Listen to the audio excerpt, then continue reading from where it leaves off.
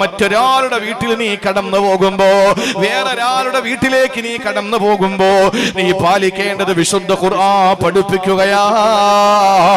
എന്താ അല്ലാഹുവിന്റെ ഖുർആൻ സൂറത്തു നൂർ നമ്മോട് പറഞ്ഞതെന്നറിയോ? യാ അയ്യുഹല്ലദീന ആമനൂ, ഓ വിശ്വാസികളെ, മുഅ്മിനീങ്ങളെ, ലാ തദ്ഖുലൂ ബുയൂതൻ ഗൈറ ബുയൂതികും, നിങ്ങൾ നിങ്ങളുടെ വീടല്ലാത്ത വീട്ടിലേക്ക് കടന്നു പോയാൽ അല്ലാഹു പറയുകയാണ്, നിങ്ങൾ മറ്റൊരാളുടെ വീട്ടിലേക്ക് കടന്നു പോയാൽ അവിടെ നിങ്ങൾ അനുവാദം ചോദിച്ച് സലാം പറയാതെ കയറല്ലേ.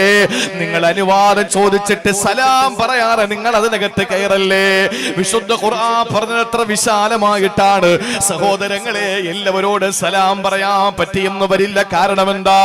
കടന്നു പോകുന്ന വീട് ഹൈന്ദവ സമുദായത്തിലെ വീടായിരിക്കാം, അല്ലെങ്കിൽ ക്രൈസ്തവ സഹോദരന്റെ വീടായിരിക്കാം. അല്ലാഹു തആല എന്താ പറഞ്ഞത്? നിങ്ങൾ ആ വീട്ടിലേക്ക് കടന്നു ചെല്ലുമ്പോ നിങ്ങൾ കയറാൻ പാടില്ല, പ്രവേശിക്കാൻ പാടില്ല. ഏതുവരെ? ഹത്താ തസ്തഅനിസൂ. ഏത് സമുദായത്തിൽപ്പെട്ട ആളാണെങ്കിലും അനുവാദം ചോദിക്കാതെ കയറാൻ പാടില്ല. ഇനി മുസ്ലിം വീടാണെങ്കിൽ അല്ലാഹു എടുത്തു പറഞ്ഞു, വതുസല്ലിമു അലാ അഹ്ലിഹാ. അത് മുസ്ലിമിന്റെ വീടാണെങ്കിൽ നിങ്ങളൊരു സലാം കൂടി പറയണേ. ഒരു മുസ്ലിമിന്റെ വീടാണെങ്കിൽ അനുവാദത്തിനപ്പുറത്തൊരു സലാം കൂടി പറയണേ. അങ്ങനെ നിങ്ങൾ സലാം പറഞ്ഞ് അനുവാദം ചോദിച്ചിട്ടേ മറ്റൊരാളുടെ വീട്ടിലേക്ക് നിങ്ങൾ കയറാൻ പാടുള്ളൂ. സഹോദരങ്ങളെ, എത്ര വിശാലമായി ഖുർആനിന്റെ സമീപനമാ. മറ്റൊരാളുടെ വീട്ടിലേക്ക് കടന്നു ചെന്നിട്ട് തോന്നിയതുപോലെ കയറി പോകാൻ ഇസ്ലാം അനുവദിക്കുന്നില്ല. മുസ്ലിം ആണെങ്കിൽ ആ വീട്ടിലേക്ക് കടന്നു പോകുമ്പോ ആ വീട്ടുകാരോട് അനുവാദം ചോദിക്കുകയും വേണം, സലാം പറയുകയും വേണം. എന്നാൽ മുസ്ലിം അല്ലാത്ത വീടാണെങ്കിൽ അവിടെ നിങ്ങൾ ചെന്നിട്ട് അവിടെ അനുവാദം ചോദിച്ചിട്ടേ നിങ്ങൾ കയറാൻ പാടുള്ളൂ.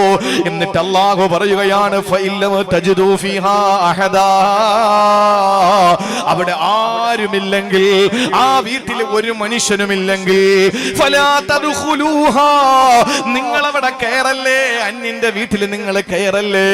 നിങ്ങൾ ആ വീട്ടിൽ ഒരിക്കലും കയറാൻ പാടില്ല. ഹത്താ യുദന ലക്കും, നിങ്ങൾക്ക് അനുവാദം കിട്ടുന്നത് വരെ.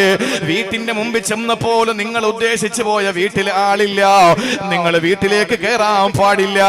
നിങ്ങൾ അവിടെ നിന്ന് ഫോൺ ചെയ്ത് ഞങ്ങൾ നിങ്ങളുടെ വീട്ടിന്റെ മുമ്പിലുണ്ടല്ലോ, ആ സമയത്ത് അവര് പറഞ്ഞു, താക്കോല് ഇന്ന സ്ഥലത്തിന്റെ നിങ്ങളെ തുറന്ന് അകത്തിരിക്കുമോ. അങ്ങനെ നിങ്ങൾക്ക് അനുവാദം കിട്ടുന്നത് വരെ, അങ്ങനെ അനുവാദം കിട്ടിയാ നിങ്ങൾക്കത് ചെയ്യാ. ഇനി നിങ്ങളോട് അവര് പറഞ്ഞത് എന്താണ്? നിങ്ങൾ പൊയ്ക്കോ, ഞാൻ ഇപ്പോഴൊന്നും വരില്ലെന്ന് പറഞ്ഞാൽ അല്ലാഹു പറയുന്നു, ഫർജിഊ, നിങ്ങൾ ആ സെക്കൻഡിൽ എവിടെ നിന്നും മടങ്ങിപ്പോണേ. വസ്കാലക്കും, അത് നിങ്ങൾക്ക് ഏറ്റവും കരണീയമാണത്, നിങ്ങൾക്ക് ഏറ്റവും അഭികാമ്യമാണത്, അനിവാര്യമാണത്. വല്ലാഹു ബിമാ തഅമലൂന അലീം. നിങ്ങൾ ചെയ്യുന്നതിനെ പറ്റി എല്ലാം അല്ലാഹു കണ്ടുകൊണ്ടിരിക്കുകയാ. ചിന്തിക്കും മുസ്ലിമേ, വിശുദ്ധ ഖുർആൻ നമസ്കാരത്തെ പറ്റി മാത്രം പറഞ്ഞ ഗ്രന്ഥമാണോ?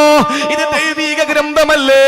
ഇത് ഏഴാകാശങ്ങൾക്ക് മുകളിൽ നിന്ന് അള്ളാന്റെ ഹബീബിന് എത്തിച്ചു കൊടുത്ത വിശുദ്ധ ഖുർആൻ സന്ദേശമല്ലേ? ആ വിശുദ്ധ ഖുർആനിൽ അല്ലാഹു ഒരു മുസ്ലിം പാലിക്കേണ്ട രണ്ടാമത്തെ കാര്യം പറഞ്ഞത്, വേറൊരാളുടെ വീട്ടുമുറ്റത്ത് ചെന്നാൽ അയാൾ ഏതെങ്കിലും മതവിശ്വാസിയാണെങ്കിൽ അനുവാദം ചോദിച്ചിട്ട് കയറുക. അതല്ല മുസ്ലിമാണെങ്കിൽ അനുവാദത്തോടൊപ്പം നിങ്ങളുടെ സലാം ചൊല്ലിയിട്ട് കയറുക.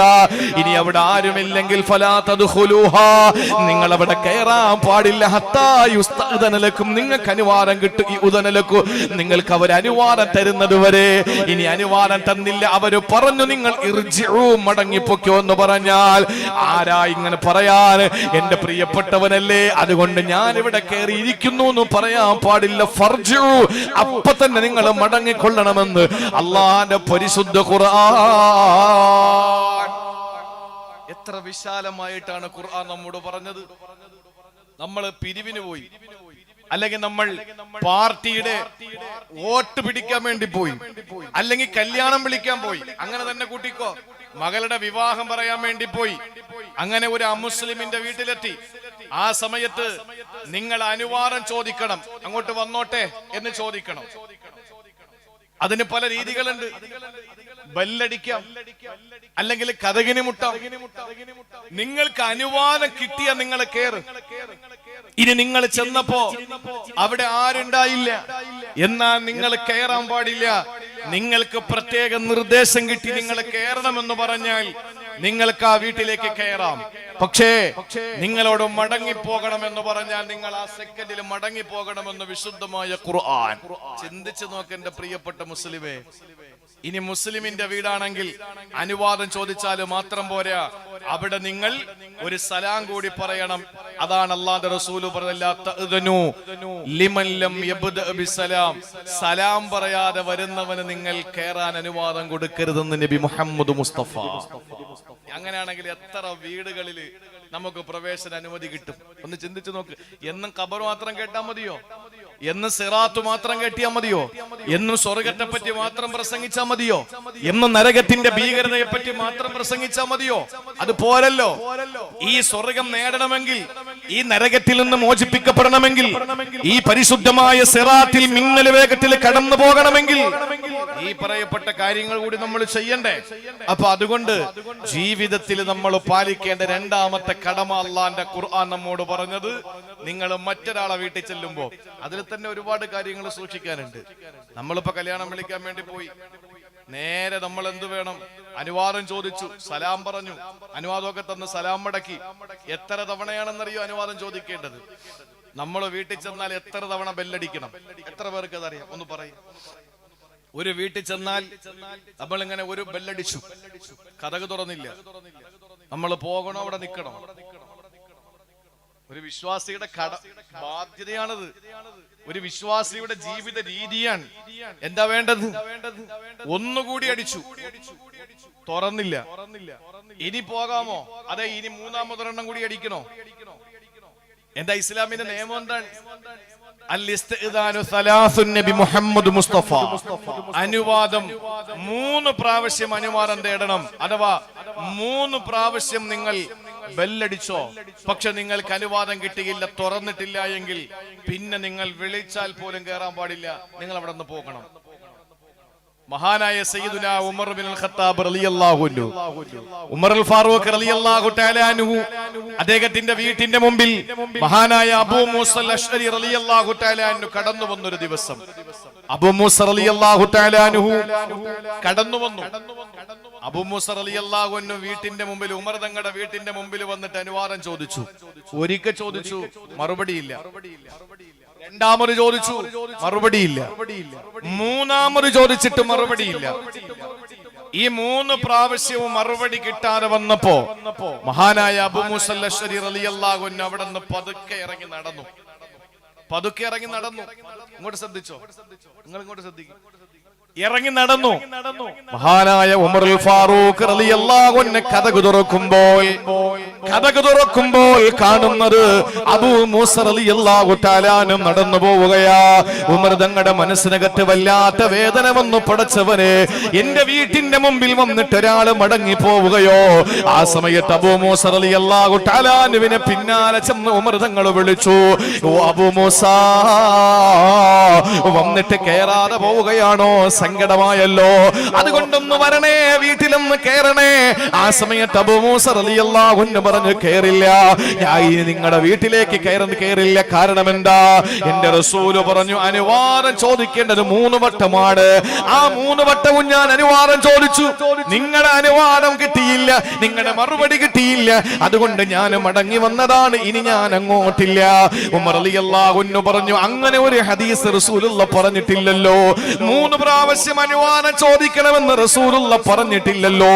അബൂ മൂസ റളിയല്ലാഹു അൻഹു പറഞ്ഞു, എന്റെ ഹബീബ് അത് പറഞ്ഞു, ഞാനത് കേട്ടിട്ടുണ്ട്. അൽ ഇസ്തിഗ്ദാനു സലാസു, 3 വട്ടമാണ് അനുവാദം ചോദിക്കേണ്ടതെന്ന് എന്റെ റസൂല് പഠിപ്പിച്ചത് ഞാൻ കേട്ടുകൊണ്ടിരുന്ന ആളാണ്. പിന്നെ നിങ്ങൾ അങ്ങനെ പറഞ്ഞില്ലെന്ന് പറയുന്നതിൽ എന്തർത്ഥമാവുള്ളത്? ആ സമയത്താണ് ഉമർ റളിയല്ലാഹു തആല അൻഹു പെട്ടെന്ന് തന്നെ ഷൗട്ട് ചെയ്യുകയാണ്. എന്നിട്ട് മഹാനവറുകൾ പറഞ്ഞു, ഇല്ല, അബൂ സഈദേ, അബൂ മൂസ, അങ്ങനെ ഒരു സംഭവം റസൂലുള്ള പറഞ്ഞിട്ടില്ല. അവസാന പ്രശ്നമായി, വാഗ്വാദമായി, സംവാദമായി.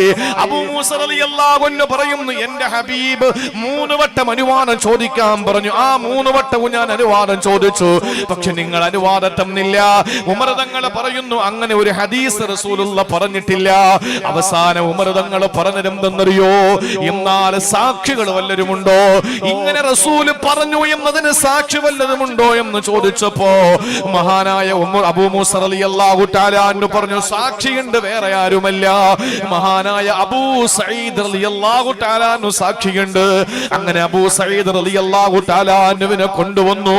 സഹോദരങ്ങളെ ശ്രദ്ധിക്കണേ, അബൂ സഈദ് റളിയല്ലാഹു തആല അൻഹു അൻസാരിയ. അബൂ സഈദ് റളിയല്ലാഹു അൻഹുവിന്റെ മുമ്പിലേക്ക് ചെന്ന് അബൂ മൂസ റളിയല്ലാഹു അൻഹു ഉമർ തങ്ങളുടെ സാന്നിധ്യത്തിൽ ചോദിച്ചു. ഒരാൾ അനുവാദം ചോദിക്കുന്നത് 3 തവണയാണ്. 4ാമത് അനുവാദം ചോദിക്കേണ്ട, അനുവാദം കിട്ടിയില്ലെങ്കിലും മടങ്ങി പോകണമെന്ന് റസൂൽ പറഞ്ഞതിന് നിങ്ങൾ സാക്ഷിയാണോ? ആ സമയത്ത് അബൂ സഈദ് റളിയല്ലാഹു തആല അൻഹു പറഞ്ഞതെന്തെന്നറിയോ? ഇവിടെ പഠിക്കുന്ന കൊച്ചു കുട്ടികൾ മതിയല്ലോ അതിന് മറുപടി കൊടുക്കാനെന്നാ. ഇവിടെ പഠിക്കുന്ന കൊച്ചു കുട്ടികൾ മതിയല്ലോ മറുപടി കൊടുക്കാനെന്നാ. കാരണം എന്തെന്നറിയോ? ഈ ഹദീസ് കുഞ്ഞുങ്ങൾക്ക് പോലും അറിയുന്നതാണല്ലോ. ഉമറിന് ഈ സംഭവം അറിഞ്ഞുകൂടെന്നോ? അത്ഭുതമാണ്. ആ സമയത്ത് ഉമർ തങ്ങളുടെ മറുപടി എന്തെന്നറിയോ?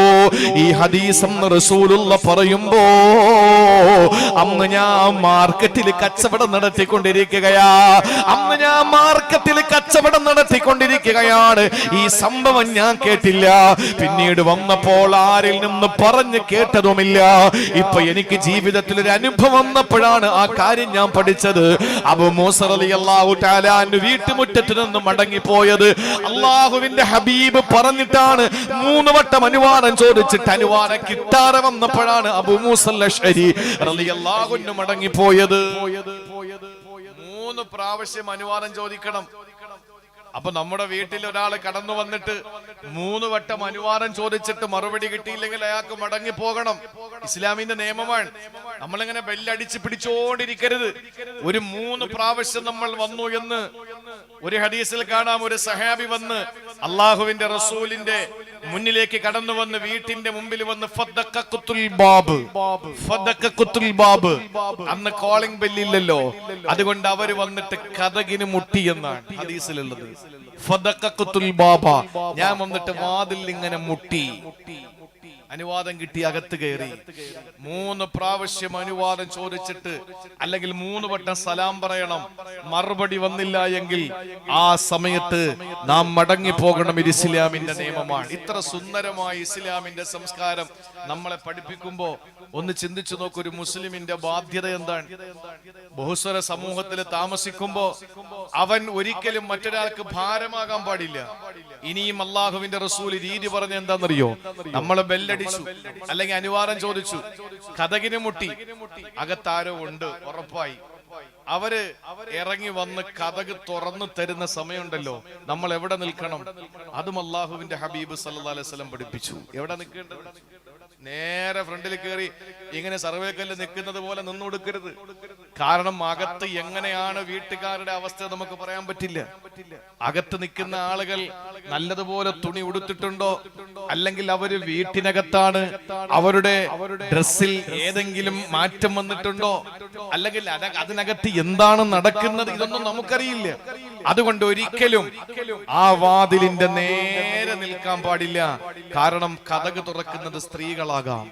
ആ സ്ത്രീകൾ വളരെ സൂക്ഷ്മതയോടെ ജീവിച്ച് ഭർത്താവിന്റെ പ്രിയപ്പെട്ട സഹോദര കൂട്ടുകാര് പോലും വന്നാൽ പുറത്തേക്ക് വരാതെ അകത്ത് നിൽക്കുന്ന ലജ്ജയുള്ള സാലിഹത്തായ പെണ്ണാണെങ്കിൽ ആ പെണ്ണ് നമ്മൾ ചെന്ന് കതകിന് മുട്ടിക്കിട്ട് അവൾ ഇറങ്ങി വരുമ്പോ അവളുടെ ജീവിതത്തിൽ അത് വലിയൊരു പരീക്ഷണമായി അവൾ മനസ്സിലാക്കും. അവൾക്ക് വലിയ നാണമായിരിക്കും. അതുകൊണ്ട് നേരെ മുന്നിൽ നിൽക്കാൻ പാടില്ല. അള്ളാഹുവിന്റെ ഹബീബ് പറഞ്ഞു, മിൻ റുക്നിഹിൽ ഐമൻ ഔ റുക്നിഹിൽ ഐസർ. ഒന്നുകിൽ വലത്തോട്ട് മാറി നിൽക്കണം, അല്ലെങ്കിൽ ഇടത്തോട്ട് മാറി നിൽക്കണം. എത്ര സുന്ദരമാണ് ഇസ്ലാം! എത്ര സുന്ദരമാണ് ഇസ്ലാമിന്റെ നിയമങ്ങൾ. ഒരിക്കലും ബെല്ലടിച്ചിട്ട് മുന്നിൽ കയറി നിൽക്കാൻ പാടില്ല. വലത്തോട്ടോ ഇടത്തോട്ടോ മാറി നിൽക്കണം. അവര് കതക് തുറന്നിട്ട് തലയിട്ട് എത്തി നോക്കി ആരാണ് എന്ന് അവർക്ക് ബോധ്യപ്പെട്ടതിന് ശേഷം മാത്രമേ അവരുടെ അനുവാദം കിട്ടി കയറിയിരിക്കൂ എന്ന് പറഞ്ഞാൽ മാത്രമേ നമ്മൾ കയറിയിരിക്കാൻ പാടുള്ളൂ. ഇത് ഇസ്ലാമിന്റെ നിയമമാണ്. നിസ്കാരത്തിന് കുറവൊന്നുമില്ല, നോമ്പിന് കുറവൊന്നുമില്ല, മറ്റ് ഇബാദത്തുകൾക്ക് ഒരു കുറവുമില്ല. ഇതൊന്നും പാലിച്ചില്ലെങ്കിൽ പിന്നെങ്ങനെ മുസ്ലിമാവുക? ഇതൊക്കെ പാലിക്കുമ്പോഴാണ് അവൻ മുസ്ലിമാകുന്നത്. ഇതൊക്കെ പാലിക്കുമ്പോഴാണ് അവൻ യഥാർത്ഥ മുസ്ലിമായി മാറുന്നത്. അതുകൊണ്ട് പ്രിയപ്പെട്ട സഹോദരങ്ങളെ, അനുവാദം ചോദിച്ച് അനുവാദം കിട്ടാതെ നമ്മൾ ഒരിക്കലും ആ വീട്ടിനകത്തോട്ട് കയറാൻ പാടില്ല. അപ്പൊ പലർക്കും ഒരു സംശയം തോന്നും. എന്താണെന്നറിയോ? സ്വന്തം വീടാണെങ്കിൽ അങ്ങനെ ഉണ്ടോ? സ്വന്തം വീടാണെങ്കിൽ നമ്മുടെ വീട്ടിലേക്ക് തിരികെ പോകുമ്പോ, അല്ലെങ്കിൽ നമ്മുടെ വീട്ടിൽ നമ്മൾ എവിടെ നിന്നെങ്കിലും മടങ്ങി വരുമ്പോ സ്വന്തം വീടാണ്. സ്വന്തം വീട്ടിലേക്ക് കയറുമ്പോ ഇങ്ങനെ അനുവാദം ചോദിക്കണോ? നിങ്ങളോട് അള്ളാഹുവിന്റെ ഹബീബ് സല്ലല്ലാഹു അലൈഹി വസല്ലമ തങ്ങൾ എത്ര വ്യക്തമായി നമ്മെ പഠിപ്പിച്ചു. ഒരിക്കൽ മഹാനായ അത്താ ഇബ്നു യസാർ റളിയല്ലാഹു തആല അൻഹു, സമയം ചുരുക്കം, വളരെ ചുരുക്കമാണ് നമ്മുടെ സമയം. അതുകൊണ്ട് ഞാൻ വിശാലമായി ഞാൻ പറയുന്നില്ല. ഈ ഒരു സംഭവം മാത്രം പറഞ്ഞിട്ട് ഞാൻ മൂന്നാമത്തെ കാര്യത്തിലേക്ക് പോകാം. മഹാനായ അത്താ ഇബ്നു യസാർ റളിയല്ലാഹു തആല അൻഹു അദ്ദേഹം പറയുകയാണ്, ഒരു ദിവസം ഒരാൾ നബി തങ്ങളുടെ മുന്നിലേക്ക് വന്നു. സംശയം ചോദിക്കാൻ വേണ്ടി വന്നതാണ്. എന്താ സംശയം എന്നറിയോ? അള്ളാഹുവിന്റെ ഹബീബിന്റെ മുന്നിലേക്ക് കടന്നു വന്നു. അത്താ ഇബ്നു യസാർ റളിയല്ലാഹു തആല അൻഹു പറയുകയാണ്, ഒരാൾ നബി തങ്ങളുടെ മുന്നിലേക്ക് കടന്നു വന്നിട്ട് ചോദിക്കുകയാണ്, യാ റസൂലല്ലാഹ് അസ്തഅദിനു അലാ ഉമ്മീ, എന്റെ ഉമ്മയുടെ വീട്ടിലേക്ക് പോകുമ്പോ ഞാൻ അനുവാദം ചോദിക്കണോ? എന്റെ ഉമ്മയുടെ വീട്ടിലേക്ക് പോകുമ്പോ ഞാൻ അനുവാദം ചോദിക്കണോ? ആരാണ് വന്ന് ചോദിക്കുന്നത്? സ്വന്തം മകനാ. എന്റെ ഉമ്മ താമസിക്കുന്ന വീട്ടിലേക്ക് ഞാൻ കടന്നു പോകുമ്പോ അവിടെ ചെന്നിട്ട് ഞാൻ അനുവാദം ചോദിക്കണോ നബിയേ?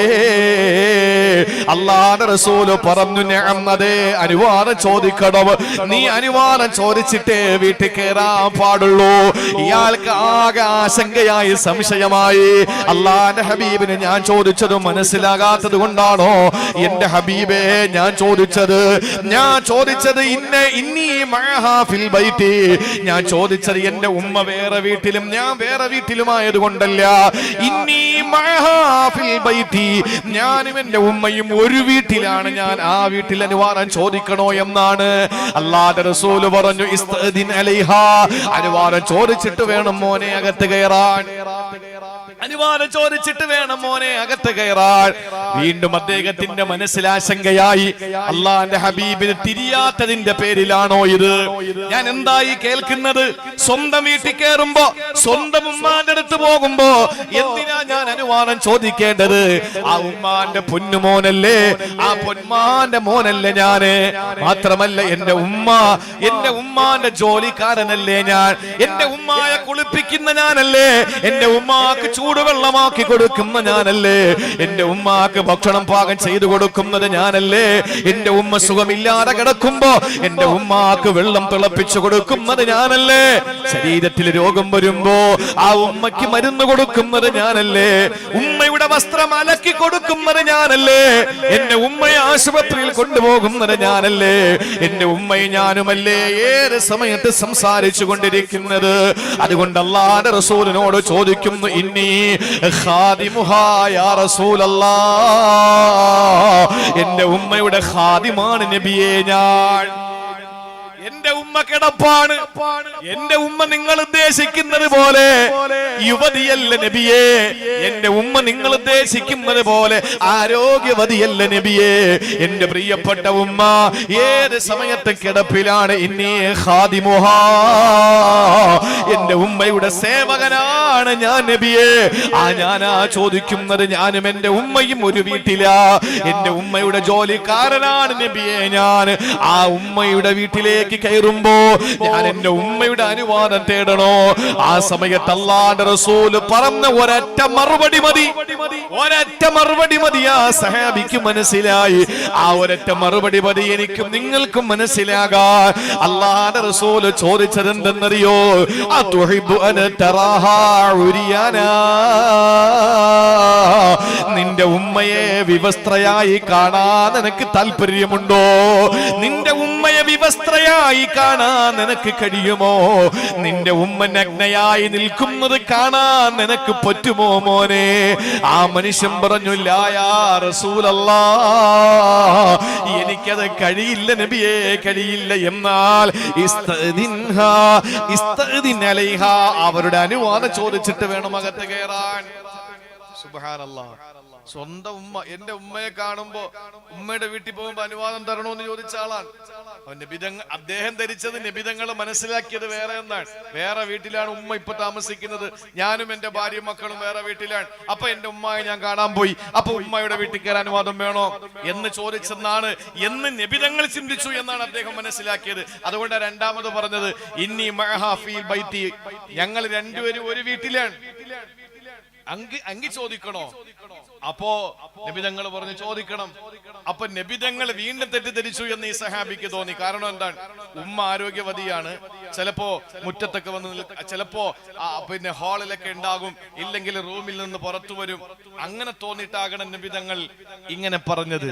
അവൻ പറഞ്ഞു, ഇനി ഖാദിമുഹായ റസൂലല്ലാഹ്, എന്റെ ഉമ്മക്ക് അങ്ങനെയൊന്നും വരാൻ കഴിയില്ല.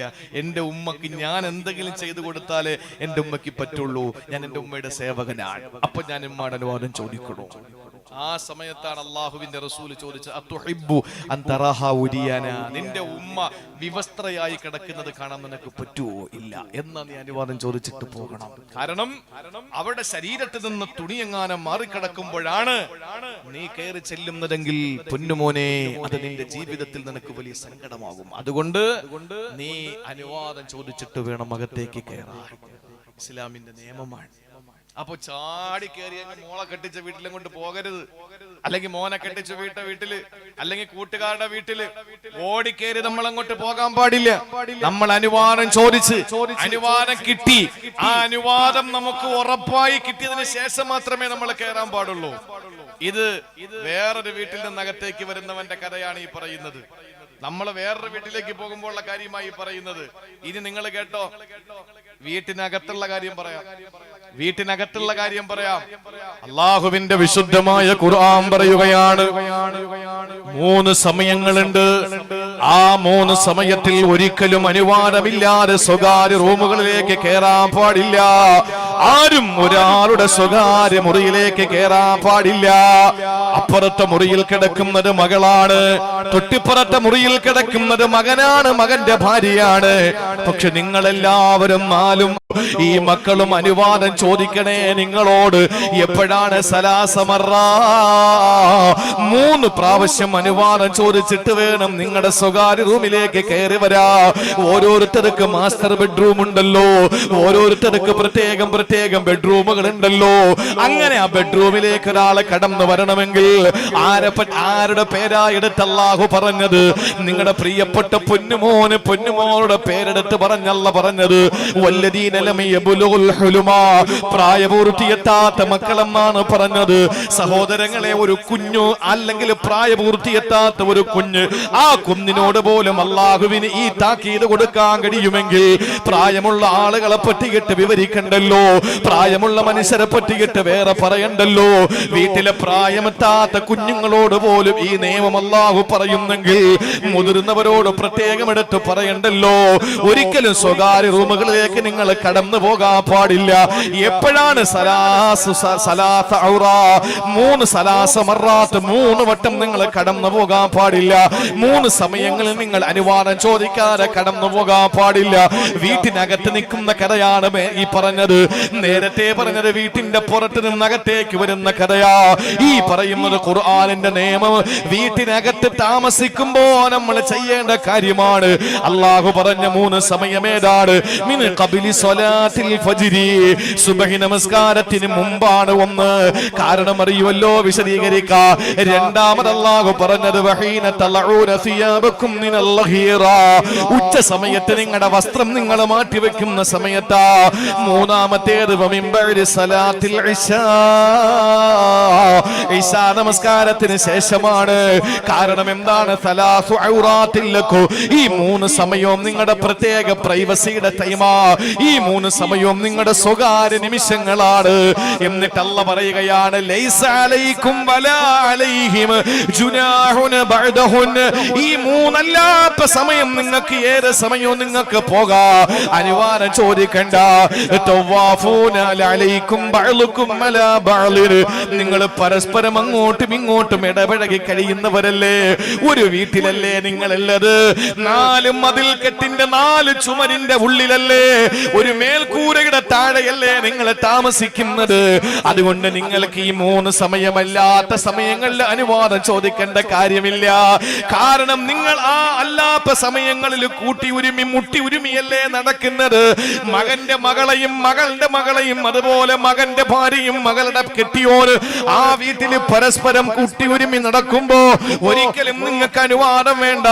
പക്ഷെ 3 സമയങ്ങൾ നിങ്ങൾ ശ്രദ്ധിക്കണേ എന്ന്. സ്വകാര്യ നിമിഷങ്ങൾ 3 സമയമാണെന്ന്. സ്വകാര്യ നിമിഷങ്ങൾ അല്ലെങ്കിൽ നിങ്ങളുടെ പ്രധാനപ്പെട്ട പ്രൈവസി നിങ്ങൾക്ക് 3 സമയമാണ് എന്ന് അല്ലാഹുവിന്റെ പരിശുദ്ധ ഖുർആൻ പറഞ്ഞതിൽ ഒന്നാമത്തേത് ഏതാണ്? മിൻ ഖബ്ലി സ്വലാത്തിൽ ഫജ്രി, ഒന്ന് സൂര്യോദയത്തിന് മുമ്പാണ്, അതല്ലെങ്കിൽ സുബ്ഹിക്ക് മുമ്പാണ്. ഒന്നാമത്തെ സമയം സുബ്ഹിക്ക് മുമ്പ്. കാരണം രാത്രി കിടക്കുന്ന ആ സമയം ചിലര് നൈറ്റ് ഡ്രസ് ഇട്ട്, ചിലര് രാത്രി പ്രത്യേകം ഇടാൻ തയ്യാറാക്കിയ വസ്ത്രമിട്ട് അവര് കിടക്കും. ആ സ്വകാര്യ റൂമിലേക്ക് അവരുടെ അനുവാദമില്ലാതെ കയറി പോകരുത്. നിങ്ങളൊരു വീട്ടിൽ കിടന്നുറങ്ങിയവരാണ്, പക്ഷേ അത് മറ്റൊരു റൂമാണ്. ആ മുറിയിലേക്ക് കയറി പോകുമ്പോ സുബ്ഹിക്ക് മുമ്പാണെങ്കിൽ നിങ്ങൾ അനുവാദം ചോദിക്കണം. കാരണം എന്താണ്? അവര് കിടക്കുന്നത് ഏത് വസ്ത്രത്തിലാന്ന് പറയാൻ കഴിയില്ല. ഇനി കിടന്നാൽ തന്നെ വസ്ത്രം അവരുടെ ശരീരത്തിലുണ്ടോ എന്ന് പറയാൻ കഴിയില്ല. അതുകൊണ്ട് സുബ്ഹിക്ക് മുമ്പ് വിശുദ്ധ ഖുർആൻ പറയാൻ രണ്ടാമത് പെടുന്നറിയോ, വഹീന തലഊന സിയാബകും മിനൽ ലഹീറ, ഉച്ചക്ക് ഉച്ചഭക്ഷണമൊക്കെ കഴിഞ്ഞ് ലഞ്ചൊക്കെ കഴിഞ്ഞിട്ട് ചൂടായതുകൊണ്ട് നിങ്ങൾ നല്ല ഫാനൊക്കെ ഇട്ട് നിങ്ങളൊരു ചെറിയ മുണ്ടുമുടുത്ത് നിങ്ങൾ വീട്ടിൽ കിടക്കും. ആ സമയത്ത് നിങ്ങളുടെ മക്കൾ, നിങ്ങളുടെ വീട്ടിലെ വേലക്കാര്, അതല്ലെങ്കിൽ പ്രായമുള്ള ആളുകൾ അനുവാദം ചോദിക്കാൻ നിങ്ങളുടെ ബെഡ്റൂമിൽ കയറി വരാൻ പാടില്ല. കാരണം ചൂടൊക്കെ ആയതുകൊണ്ട് അല്പം ഡ്രസ്സൊക്കെ ഒന്ന് ചേഞ്ച് ചെയ്ത് നമ്മൾ കിടക്കും. അല്ലെങ്കിൽ നമ്മൾ ഉറങ്ങിപ്പോകാം. ഉച്ചഭക്ഷണം കഴിച്ച് നല്ല ക്ഷീണമുണ്ട്, നമ്മളൊന്ന് മയങ്ങി, ആ സമയത്ത് നമ്മുടെ വസ്ത്രം നമ്മുടെ ശരീരത്തിൽ നിന്ന് മാറിക്കിടന്നിട്ടുണ്ടാകാം. ഈ സമയത്ത് നീ അനുവാദം ചോദിക്കാതെ ആ റൂമിലേക്ക് കടന്നു പോകാൻ പാടില്ല. ഇസ്ലാമിന്റെ നിയമമാണ്. ഇസ്ലാമിന്റെ നിയമമാണ്. മൂന്നാമത് അല്ലാഹു പറഞ്ഞത് എന്താണ്? വമിൻ ബഅദി സലാത്തിൽ ഇശാ, മൂന്നാമത്തേത് ഇശാ നമസ്കാരത്തിന് ശേഷമാണ്. ഇശാ നമസ്കാരത്തിന് ശേഷം. കാരണം എന്താണ്? ഉറങ്ങാൻ പോകുന്ന സമയമല്ലേ. ആ സമയത്ത് നിങ്ങൾ അനുവാദം ചോദിക്കും. ഇത് മക്കളെ പഠിപ്പിക്കണം. ഇത് ഏത് കാലമാണ്? ഇന്നലെ ഒരു സ്ഥലത്ത് പോയി രാത്രി ഈ സമയമായി. ആ സമയത്ത് ഒരാൾ എന്നോട് പറഞ്ഞത്, ഈ ഭാഗം മുഴുവനും എന്താണ് വസ്ത്രധാരണം എന്നറിയാത്ത ഒരു സ്ത്രീ സമൂഹത്തിന്റെ നാടാന്ന് പറഞ്ഞു. ചിന്തിക്കണം. ഞാൻ അദ്ദേഹത്തോട് പറഞ്ഞു, അത് നിങ്ങൾക്ക് തെറ്റിയതാ.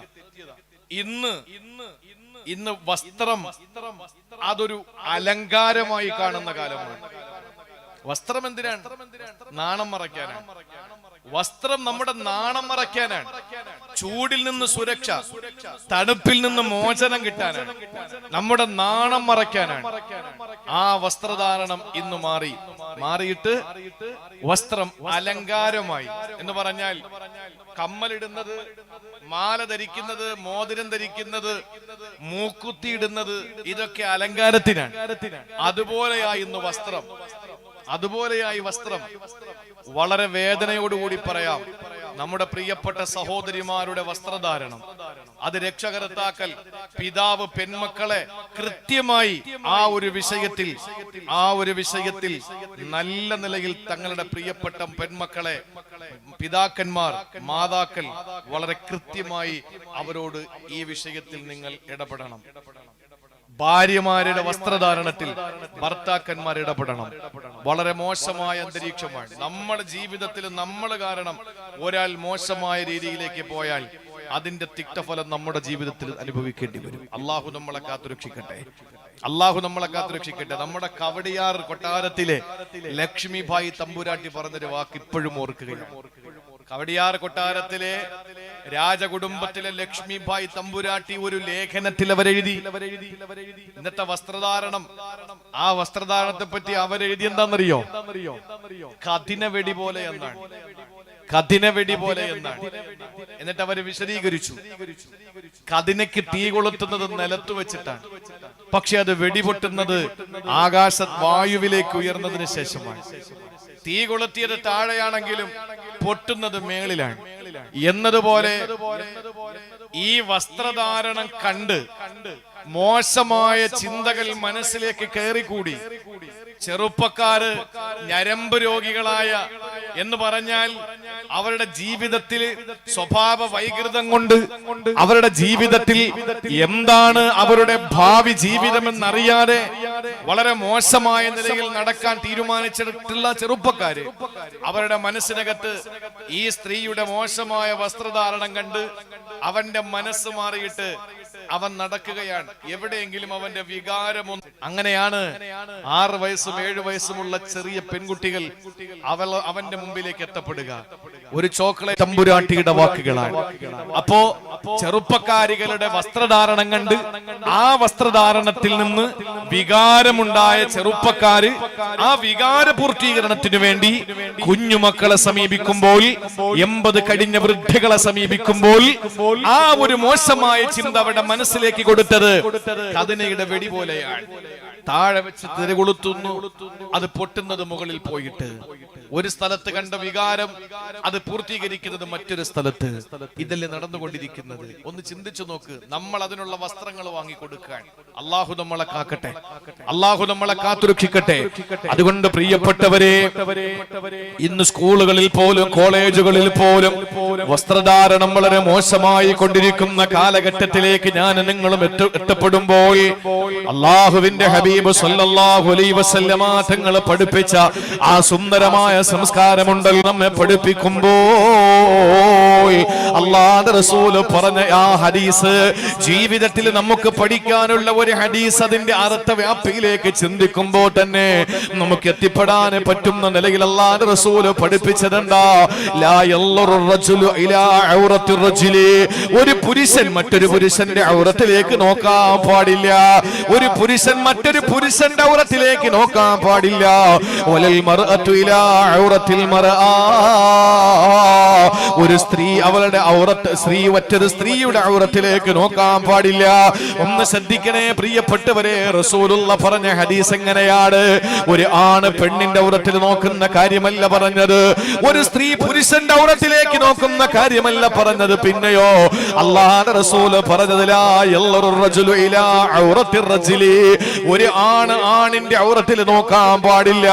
വലൽ മർഅതു ഇലാ ഔറത്തിൽ മർആ. ഒരു പെണ്ണ് മറ്റൊരു പെണ്ണിന്റെ ഔറത്തിലേക്ക് നോക്കാൻ പാടില്ല. ചിന്തിക്കണേ സഹോദരാ, ഒരു പുരുഷനോട് മറ്റൊരു പുരുഷന്റെ രഹസ്യാവയവം കാണരുതെന്ന് പഠിപ്പിക്കുമ്പോ ഒരു പെണ്ണിന്റെ കാര്യത്തിൽ പിന്നെ റസൂലുള്ള പറയേണ്ടതുണ്ടോ? ഒരു പുരുഷൻ മറ്റൊരു പുരുഷന്റെ തന്നെ രഹസ്യാവയവം കാണാൻ പാടില്ല. സഹോദരങ്ങളെ ചിന്തിക്കണേ, ആണ് പെണ്ണ് വ്യത്യാസമില്ലാതെ മോശമായ വസ്ത്രം ധരിച്ച് ഇന്ന് വ്യഭിചാരശാലകളെ നാണിപ്പിക്കുന്ന നിലയിൽ ക്യാമ്പസുകളിൽ അഴിഞ്ഞാടുന്ന ഒരു കാലഘട്ടത്തിലേക്ക് നമ്മൾ എത്തപ്പെട്ടെങ്കിൽ അതൊക്കെ വലിയ കാര്യമായി എടുത്ത് അവരുടെ സോഷ്യൽ മീഡിയയിൽ പ്രചരിപ്പിച്ചു കൊണ്ടിരിക്കുന്ന ഒരു കാലത്ത് നമ്മൾ ജീവിക്കുമ്പോ അല്ലാഹുവിന്റെ ഹബീബ് സല്ലല്ലാഹു അലൈഹി വസല്ലമ തങ്ങൾ നമ്മെ പഠിപ്പിച്ചതാണ്, ഒരിക്കലും നിങ്ങളുടെ മറ്റൊരാളുടെ ഔറത്ത് നിങ്ങൾ കാണാൻ പാടില്ല. ഒരു ചെറിയ സംഭവം ഞാൻ നിങ്ങളോട് പറയാ. ബനു ഇസ്രായേലിന് ഒരു ദുസ്വഭാവം ഉണ്ടായിരുന്നു. എന്തെന്നറിയോ? ബനു ഇസ്രായേലിന് ഒരു ദുസ്വഭാവമായിരുന്നു. അവര് സംഘടിച്ചേ കുളിക്കൂ, അവര് ഒരുമിച്ച് തന്നെ കുളിക്കാറുള്ളൂ. പക്ഷെ കുളിക്കുന്നതാകട്ടെ ഒരു നൂൽ ബന്ധം പോലും ഇല്ലാതെയാ. ബനു ഇസ്രായേലികൾ നൂൽ ബന്ധം പോലും ഇല്ലാതെ ഒരുമിച്ച് സംഘമായി നിന്ന് കുളിക്കുന്ന സമയമാ. ആ സമയത്ത് അല്ലാഹുവിന്റെ ഹബീബ് മഹാനായ പ്രവാചകനെ കലീമുല്ലാഹി മൂസ അലൈഹിസ്സലാം അവരുടെ കൂട്ടത്തിൽ കുളിക്കില്ലത്രേ. തഫ്സീറുകളിൽ കാണാ അബൂ ഹുറൈറ റളിയല്ലാഹു അൻഹു റിപ്പോർട്ട് ചെയ്യുന്ന ഹദീസിൽ കാരുണ്യത്തിന്റെ പ്രവാചകൻ നമ്മെ പഠിപ്പിച്ചതാണ്. തിരുനബി സല്ലല്ലാഹു അലൈഹി വസല്ലമ പറയുന്നു. അബൂ ഹുറൈറ റളിയല്ലാഹു അൻഹു റിപ്പോർട്ട് ചെയ്തതാണ്. ഇമാം മുസ്ലിം റിപ്പോർട്ട് ചെയ്ത ഹദീസാ. സഹോദരങ്ങളെ, മഹാനായ മൂസാ നബി അലൈഹിസ്സലാം അവരുടെ കൂട്ടത്തിൽ കുളിക്കില്ല. കാരണം എന്തേ? അവര് പരിപൂർണ്ണ നഗ്നരായി കുളിക്കുന്നു, സംഘമായി നിന്ന് കുളിക്കുന്നു. ആ സമയത്ത് മൂസാ നബി അലൈഹിസ്സലാം അവരിൽ നിന്ന് മാറിയിട്ട് എവിടെയെങ്കിലും പോയി ഒറ്റയ്ക്ക് നിന്ന് കുളിക്കുന്നു. ഒരിക്കലും നഗ്നത വെളിവാക്കുന്നില്ല. അങ്ങനെ ആളുകൾ പറയാൻ തുടങ്ങി, എന്തെന്നറിയോ? മൂസയ്ക്ക് എന്തോ രഹസ്യ രോഗമുണ്ടെന്ന്. മൂസാ നബി പരസ്യമായി നമ്മളോടൊപ്പം തുണിയില്ലാതെ കുളിക്കാത്തത്, ഉടുതുണിയില്ലാതെ കുളിക്കാത്തതിന്റെ കാരണം വേറൊന്നുമല്ല, മൂസയ്ക്ക് എന്തോ അസുഖമുണ്ട്. എന്തോ അസുഖമുണ്ടെന്ന് വരുത്തി തീർക്കാൻ സഹോദരങ്ങളെ മൂസാ നബി അലൈഹിസ്സലാമിനെ വിമർശിക്കാൻ, മൂസാ നബി അലൈഹിസ്സലാമിന്റെ മേലെ കുറ്റം ആരോപിക്കാൻ തുടങ്ങുമ്പോ അല്ലാഹു ആ മൂസ നബിയെ രക്ഷപ്പെടുത്താൻ തീരുമാനിച്ചു. ശ്രദ്ധയോടെ കേൾക്കണേ. എന്താ മൂസാ നബി അലൈഹിസ്സലാമിനെ അല്ലാഹു തആല അങ്ങനെ ഒരു രോഗമില്ലെന്ന് ബനു ഇസ്രായേലിനെ അറിയിച്ചതെന്തെന്നറിയോ? ഒരു ദിവസം മൂസാ നബി അലൈഹിസ്സലാം കുളിക്കാൻ വേണ്ടി കടവിലിറങ്ങുമ്പോ മൂസാ നബി അലൈഹിസ്സലാമിന്റെ വസ്ത്രം അഴിച്ചൊരു കല്ലിന്റെ പുറത്തു വെച്ചു, ഒരു കല്ലിന്റെ മുകളിൽ വെച്ചു. എന്നിട്ട് കുളിക്കാൻ വേണ്ടി ഇറങ്ങി. സഹോദരങ്ങളെ, ആ കല്ല് തുണിയും കൊണ്ട് ഓടിപ്പോയെന്നാണ്. ഇത് ഹദീസാണ്. ആ കല്ല് മൂസാ നബിയുടെ തുണിയും കൊണ്ട് നടന്നു നീങ്ങിയെന്നാണ്. ഇന്നിത് പറയുമ്പോൾ ആളുകൾ പറയും, അങ്ങനെ ഉണ്ടാകുമോ? അങ്ങനെ ഉണ്ടാകുമോ? ഉണ്ടായാൽ എന്താ സഹോദരങ്ങളെ? തമാശയ്ക്ക് പോലെ കളവ് പറയാത്ത കാരുണ്യത്തിന്റെ പ്രവാചകൻ നമ്മെ പഠിപ്പിച്ചതാണ്. മൂസാ നബി അലൈഹിസ്സലാം നിലവിളിച്ചു. മൂസാ നബി അലൈഹിസ്സലാം നിലവിളിച്ചു. അവിടെ കിടന്ന് നിലവിളിക്കുമ്പോ ആളുകളൊക്കെ നോക്കുമ്പോ മൂസാ നബി നഗ്നനാണ്, തുണിയില്ല. മൂസാ നബി നഗ്നനാണ്. ആ സമയത്ത് അവരെ ഏകസ്വരത്തിൽ വിളിച്ചു പറഞ്ഞു, വല്ലാഹി മാ ബി മൂസാ മിൻ ബഅസി. പടച്ചവനാണ്, മൂസാക്ക് ഒരു അസുഖവുമില്ല, മൂസാക്ക് ഒരു അസുഖവുമില്ല. അവരെ രഹസ്യ അവയവങ്ങൾക്ക് എന്തോ രോഗമുണ്ടെന്ന് വരുത്തി തീർത്ത് ആളുകളുടെ ഇടയിൽ സഹോദരങ്ങളെ നാണം കെടുത്തുമ്പോ മൂസാ നബി അലൈഹിസ്സലാത്തു വസ്സലാമിന് ഒരു രോഗമില്ലെന്ന് വരുത്തി തീർക്കാൻ അല്ലാഹു കാണിച്ചു കൊടുത്ത ആ ഒരു പ്രക്രിയ. കല്ല് വസ്ത്രം കൊണ്ടുപോയി മൂസാ നബി നിലവിളിച്ചു. അവസാനം അത് തിരികെ കൊടുത്തു. മൂസാ നബി എന്ത് ചെയ്തെന്നറിയോ? ദേശമടക്കാൻ മൂസാ നബി ആ പാറക്കഷണം എടുത്തു പൊട്ടിച്ചു. ആ പാറക്കഷണം 7 കഷണങ്ങളായി തെറിച്ചു പോയെന്നാണ്. മൂസാ നബി അലൈഹിസ്സലാമിന്റെ ആ ഔറത്ത്, ആ മൂസാ നബിക്ക് രോഗമില്ലെന്ന് തെളിയിക്കാനാണെങ്കിൽ പോലും അല്ലാഹു തന്റെ ജനതയ്ക്ക് ഒരു സെക്കൻഡെങ്കിലും ഒന്ന് കാണിച്ചു കൊടുത്തല്ലോ. അവിടെയാണ് മുത്തുനബി സല്ലല്ലാഹു അലൈഹി വസല്ലമ തങ്ങൾ, കാരുണ്യത്തിന്റെ പ്രവാചകൻ നബി മുഹമ്മദ് മുസ്തഫ, എന്റെയും നിങ്ങളുടെയും ഹൃദയത്തിന്റെ ജേതാവ്, നമ്മുടെ ഹൃദയത്തിന്റെ രാജാവ്, കാരുണ്യത്തിന്റെ തിരുദൂതരേ നബി മുഹമ്മദ് മുസ്തഫ സല്ലല്ലാഹു അലൈഹി വസല്ലമ തങ്ങളുടെ ഔറത്ത് ആരെങ്കിലും കണ്ടിട്ടുണ്ടോ? ആരെങ്കിലും കണ്ടിട്ടുണ്ടോ? നിങ്ങൾ ചോദിക്കും, ഭാര്യമാരെ കാണാതിരിക്കുമോ? ഭാര്യമാരെ കാണാതിരിക്കുമോ? ലോകത്ത് ഇന്ന് വരെ അഷ്റഫുൽ ഖൽക്കിന്റെ ശരീരത്തിന്റെ ഭാഗം ഒരു മഖ്ലൂക്കും കണ്ടിട്ടില്ല. മൂസാ നബിയുടേത് രോഗമില്ല എന്ന് സമൂഹം തിരിച്ചറിയാനെങ്കിലും ഒരു സെക്കൻഡെങ്കിലും അല്ലാഹ് കാണിച്ചു കൊടുത്തു. പക്ഷെ അള്ളാന്റെ ഹബീബിന്റെതോ ഞാനിത് പറയുന്നതിൽ ഒരു കാര്യമുണ്ട്, ശ്രദ്ധയോടെ കേട്ടോളി. ഈ വിഷയം ഇത് പറയുന്നതിൽ ഒരു കാര്യമുണ്ട്. ഒരിക്കൽ പോലും ഒരാളും കണ്ടിട്ടില്ല. നിങ്ങളുടെ മനസ്സിലൊരു ചിന്ത വരും, എന്നാ പിന്നെ ഭാര്യമാരെ കാണാതിരിക്കുവോ? ഭാര്യമാരെ കാണാതിരിക്കുവോ? നമ്മൾ എവിടെയാ ഉള്ളത്? ഇത് ഏത് സ്ഥലമാണ്? നമ്മൾ ഏത് സ്ഥലത്തായിരിക്കുന്നത്? ഈ സ്ഥലത്തെ പറ്റിയിട്ട് പുറം നാട്ടുകാര് പറയുന്നത് വിദേശികൾ വന്ന് ഒരു നൂൽബന്ധം പോലും ഇല്ലാതെ നടക്കുന്നു എന്ന് പരിഹാസത്തോടെ കാണുന്ന സ്ഥലം. പക്ഷെ ഇവിടെ തുണി ഉടുത്തിരിക്കുന്ന വിശ്വാസികൾ, ഇവിടെ മാന്യമായി വസ്ത്രം ധരിച്ച് നടക്കുന്ന ഇവിടുത്തെ നല്ല ആളുകൾ, അവരെ സമൂഹം കാണുന്നില്ല. അതാ നമ്മൾ മനസ്സിലാക്കാനുള്ളത്. എവിടാണ് വഴല്? അതിന്ന് കോവളത്താണെന്ന് പറയുമ്പോ ആളുകളുടെ മുഖത്ത് പരിഹാസത്തിന്റെ നിഴൽ. എന്താണെന്നറിയോ? കോവളം എന്ന് പറയുന്നത് വിദേശികൾ കടന്നു വന്നൊരു നൂൽബന്ധമില്ലാതെ നടക്കുന്നു എന്ന് പറഞ്ഞിട്ട് ആക്ഷേപിക്കുന്നു. പക്ഷെ വിദേശികൾ വന്നോട്ടെ, പക്ഷെ ഇവിടെ ഒരു സമൂഹം, ഇവിടുത്തെ ജനതതി മാന്യമായി വസ്ത്രം ധരിച്ച് നടക്കുന്ന ഒരു സമൂഹത്തെ കാണാൻ കണ്ണില്ല. അതാ ഞാൻ പറഞ്ഞത്.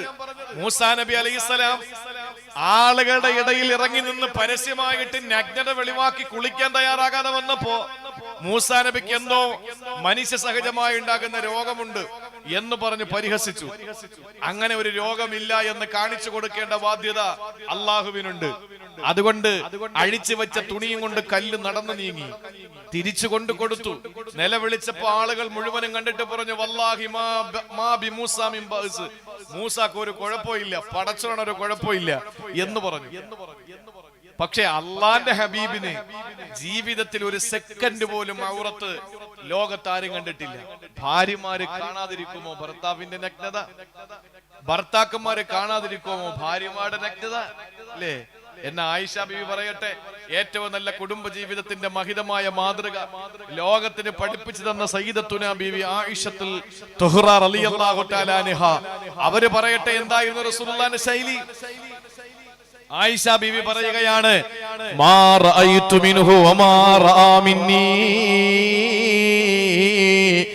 എന്റെ ഔറത്ത് റസൂലുള്ളാഹ് കണ്ടിട്ടില്ല,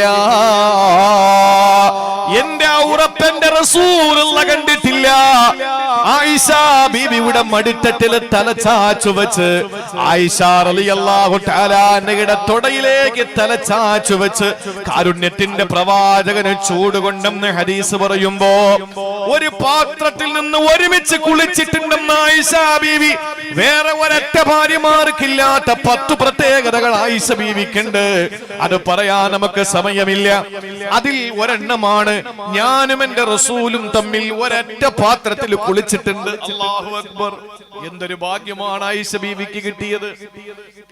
ജിബ്രീലിനെ കെട്ടിപ്പിടിച്ച് അല്ലാഹനെ കണ്ട ശരീരത്തോടൊപ്പം ഒരു പാത്രത്തിൽ നിന്ന് കുളിച്ചിട്ടുണ്ട് ഞാനും എന്റെ റസൂലും എന്ന് പറയുമ്പോ ആയിഷ ബീവി അത്രയും അവരുടെ കുടുംബ ജീവിതത്തിന്റെ ഊഷ്മളതയെ വിശദീകരിക്കുമ്പോ, അവരുടെ രഹസ്യ ജീവിതത്തെ, അവരുടെ മണിയറ രഹസ്യങ്ങൾ പറയുമ്പോ ആയിഷ ബീവി പറഞ്ഞത് എന്താണ്? മാ റഅയ്തു മിൻഹു വമാ റആ മിന്നീ, ഞാൻ എന്റെ റസൂലുള്ളാഹിന്റെ ഔറത്ത് കണ്ടിട്ടില്ല, എന്റെ റസൂൽ എന്റെ ഔറത്തും കണ്ടിട്ടില്ല. പിന്നെങ്ങനെയാണ്? ആയിഷ ബീവി കണ്ടിട്ടില്ലെന്ന് പറഞ്ഞു, മറ്റു ഭാര്യമാരും കണ്ടിട്ടില്ല. അപ്പൊ നിങ്ങൾ ചിന്തിക്കുക, എന്നാ പിന്നെ മുസ്ലിമാണല്ലോ, മുസ്ലിമിനൊരു ഒരു ചര്യണ്ടല്ലോ. ചെറിയ പ്രായത്തിൽ സുന്നത്ത് കർമ്മം നിർവഹിക്കുമല്ലോ.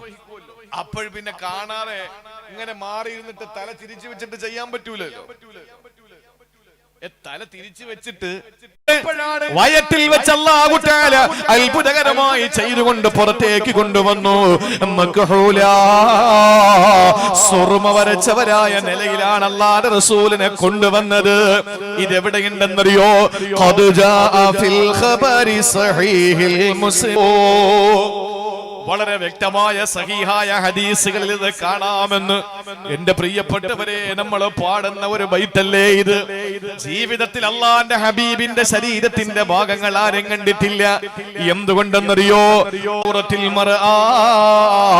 ഒരു പുരുഷൻ മറ്റൊരു പുരുഷന്റെയും ഒരു സ്ത്രീ മറ്റൊരു സ്ത്രീയുടെയും ഔറത്ത് കാണാൻ പാടില്ല. ഇത് പറയുന്ന പ്രവാചകനും കാണാൻ പാടില്ല, ഇത് പറയുന്ന പ്രവാചകന്റെ ദുമാനം കാണാൻ പാടില്ല. അതാണ് അള്ളാന്റെ അഷ്റഫുൽ ഖൽഖ്, അതാണ് അള്ളാന്റെ ഹബീബ്.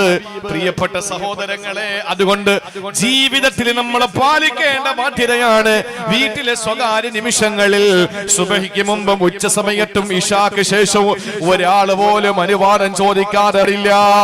മഹാനായ മിസ്വർ ബിൻ മഖ്റമ റളിയല്ലാഹു തആല അൻഹു അദ്ദേഹം പറയുകയാണ്, ഞാൻ ചുമടെടുത്ത് വരികയാണ്. ജീവിതത്തിൽ നമ്മൾ ഏതെങ്കിലും ഒരു പ്രതിസന്ധി ഘട്ടത്തിലായാൽ പോലും മനുഷ്യന്റെ നഗ്നത വെളിവാകാൻ പാടില്ലെന്നുള്ള ഏറ്റവും വലിയ തെളിവാണിത്. മിസ്വർ ബിൻ മഖ്റമ റളിയല്ലാഹു തആല അൻഹു പറയുകയാണ്, ഞാൻ തലയിലെ കല്ല് ചുമന്നു, ഭാരമുള്ളൊരു കല്ലാണ്. ആ കല്ലും ചുമന്നുകൊണ്ട് ഞാൻ നടന്നു വരുമ്പോൾ എന്റെ ഭാഗത്ത്, എന്റെ അരയിലുണ്ടായിരുന്ന മുണ്ടഴിഞ്ഞു വീണു. സ്വാഭാവികമായി സംഭവിക്കാം, ഞാൻ തലയിൽ കല്ല് ചുമക്കുകയാണ്, ആ സമയത്ത് എന്റെ അരയിലുണ്ടായിരുന്ന മുണ്ടഴിഞ്ഞു വീണുപോയി. എനിക്കിത് താഴെ വെക്കാതെ മുണ്ടെടുക്കാൻ പറ്റില്ല, അതുകൊണ്ട് ഞാൻ മുന്നോട്ട് നടന്നു. ആ സമയത്ത് എന്നോട് റസൂലുള്ള പറഞ്ഞതെന്തെന്നറിയോ? ഇർജി ഇലാ സൗബിക ഫഖ്തംശൂ